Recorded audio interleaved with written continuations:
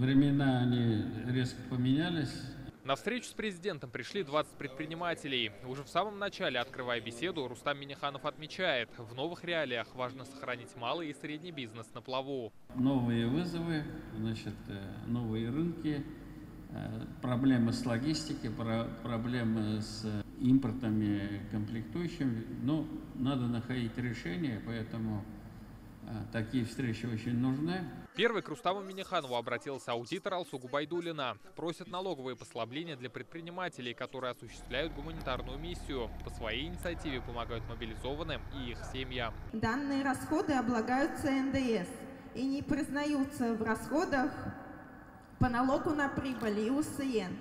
Предприниматели сами не поднимают данный вопрос из скромности и чистоты своих поступков. Как отметили, такой закон был принят еще в конце ноября. Более того, он имеет обратную силу, действует с 1 января 2022 года. С 1 января все безвозмездные выплаты, передача имущества не облагается налогом на добавленную стоимость, а все расходы, связанные с этим, внесены изменения в первую часть налогового кодекса. Рустам Минниханов поручил своевременно информировать бизнес о налоговых преференциях. Надо дать разъяснение, какой-то семинар провести, значит, здесь через наших уполномоченных на местах.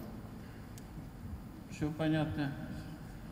Ваш вопрос уже решен, надо его донести. Предприниматели из Нижнекамска просят насытить услугами общественные пространства. По словам Ильнара Сираева, многие парки и скверы Татарстана не включены в схему размещения ларьков и киосков.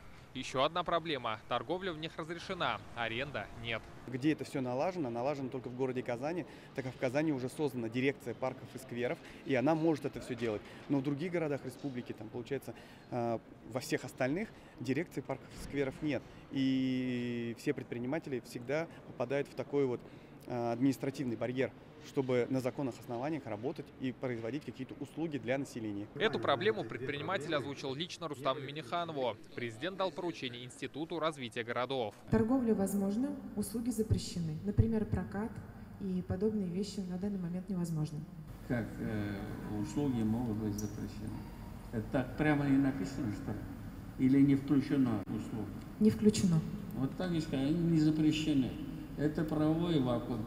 Поэтому нам надо найти форму, прокурор здесь, посоветоваться, пока у нас этого нет, каким-то, может, нашим документом регламентировать. Еще одна проблема, связанная с киосками и ларьками – нормативы накопления твердых коммунальных отходов.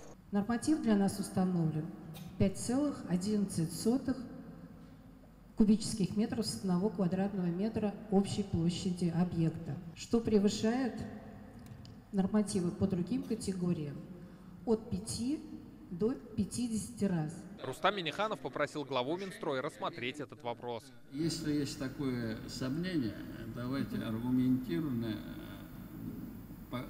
сделаем замер, и вот, чтобы не бумаги показали, взяли несколько объектов, сделали замеры и показали вот коллегам, раз этот вопрос дошел до меня. Предприниматель Вячеслав Вдовин предложил сохранить специальный налоговый режим для ювелирной отрасли. Сейчас компании, работающие с серебром, пользуются специальными преференциями. С 1 января они лишатся налоговых льгот. Это приведет к росту стоимости товара на треть, уверен бизнесмен. Для тех, кто работает с золотыми украшениями, такое повышение чувствительно, но не фатально.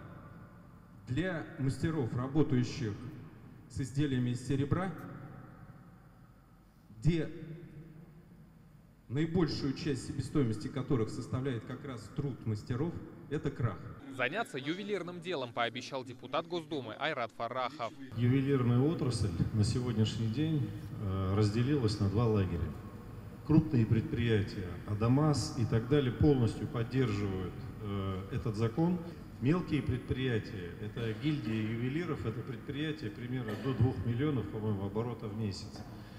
Их 110.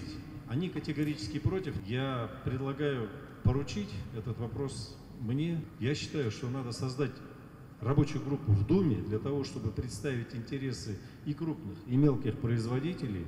Вопросов накопилось немало. В этом году к уполномоченному по защите прав предпринимателей поступило больше 3000 обращений.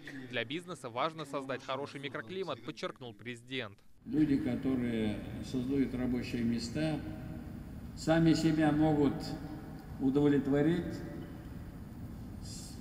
содержать. Это уже очень хорошо для государства. И мы, конечно же, всегда поддерживали и будем поддерживать.